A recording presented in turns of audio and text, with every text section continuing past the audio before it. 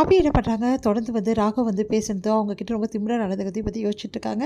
வெளியவே கூடாது ராகவ அப்படின்னு சொல்லிட்டு அவர் மீட்டிங்கை வந்து கெடுத்து விடுறாங்க. அதே மாதிரி வந்து அபிக்கு என்ன பண்ணுறாங்க பார்த்துட்டே இருக்காங்க. அப்போ கரெக்டாக ஜூஸ் எடுத்துகிட்டு போகிறாங்க. இந்த டைமுக்குலாம் வந்து ராகவ் சார் ஜூஸ் சாப்பிடுவார் அப்படின்னு சொன்னோன்னே, ஓ இந்த டைமுக்கு சார் ஜூஸ் சாப்பிடுவாரா, மற்றவங்களெல்லாம் டென்ஷன் ஆக்கிட்டு இவர் மட்டும் ஜூஸ் சாப்பிடுவாரா அப்படின்னு சொல்லிட்டு நானே எடுத்துகிட்டு போகிறேன் நீங்கள் போங்கன்னு தேங்க்ஸ் மேடம் சொல்லிட்டு அவர் போயிடுறாரு. சரி ஜூஸ் எடுத்துகிட்டு வந்து போகிறாங்க. மேலே வந்து ராகவ் வந்து இருக்கார். சரி ஓகே இருக்காரா இல்லையான்னு பார்க்கலாம் அப்படின்னு சொல்லிட்டு அப்படியே போகிறாங்க.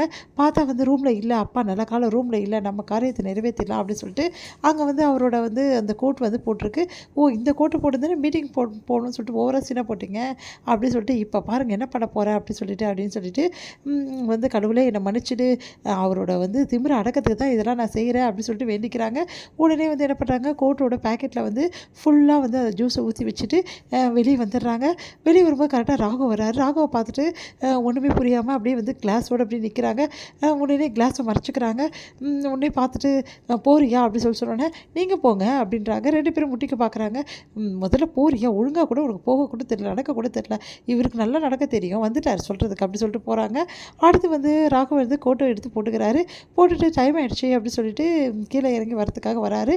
இங்கே என்ன பண்ணுறாங்க, எல்லாருமே வந்து ஹாலில் உட்காந்துருக்காங்க. எல்லாருமே டைனிங் டேபிள் மேலே உட்காந்துருக்காங்க. அப்போ ராகவை பார்த்துட்டு எல்லாருக்கும் சிரிப்பு அடக்கவே முடியல. என்னது இது அப்படின்னு சொல்லிட்டு பார்க்குறாங்க. பார்த்தா எல்லா ஜூஸுமே வந்து பேக்கெட் வழியாக வந்து வந்துட்டுருக்கு. அதை பார்த்துட்டு எல்லாருமே சிரிக்கிறாங்க. அவங்க அக்காவும் சிரிக்கிறாங்க, எல்லாம் சிரிக்கிறாங்க. ஒன்றும் புரியாமல் அப்படியே பார்த்துக்கிட்டே இருக்காரு. ஃபோனை பேசிட்டு அப்படியே வச்சுட்டு எதுக்காக எல்லாம் சிரிக்கிறீங்க அப்படின்னு சொல்லிட்டு பார்க்குறாரு.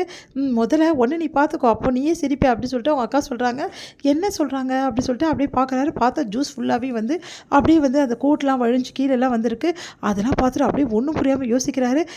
என்னடா இப்படி இருக்க, ஃபோன் பேசுகிற ஞாபகத்துலேயே வந்து ஜூஸை கையில் வாங்கி பேக்கெட்டில் தெரியாமல் போட்டுக்கிட்டியா, என்னடா நீ இப்படி இருக்க அப்படின்னு சொல்லிட்டு எல்லாரும் விழுந்து விழுந்து சிரிக்கிறாங்க.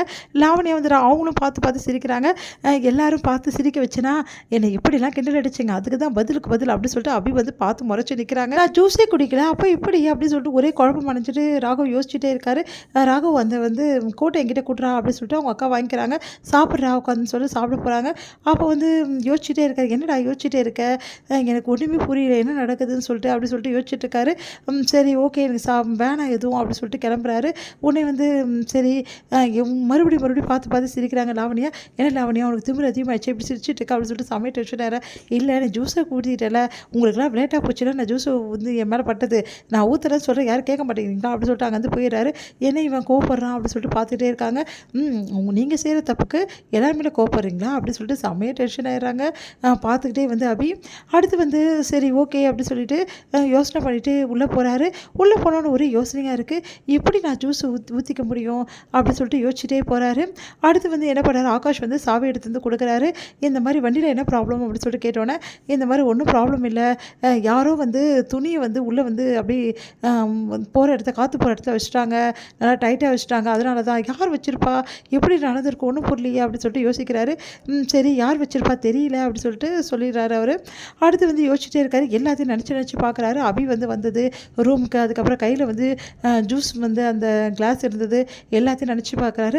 அப்போ இதுக்கெல்லாம் காரணம் அபிதானா, அபிதான் இவ்வளோ பண்ணியிருக்காளா, அவளை சும்மாவே விட மாட்டேன் அப்படின்னு சொல்லிட்டு கீழே இறங்குது. அபி எங்கே அப்படின்னு சொல்லிட்டு பயங்கரமாக கத்துறாரு.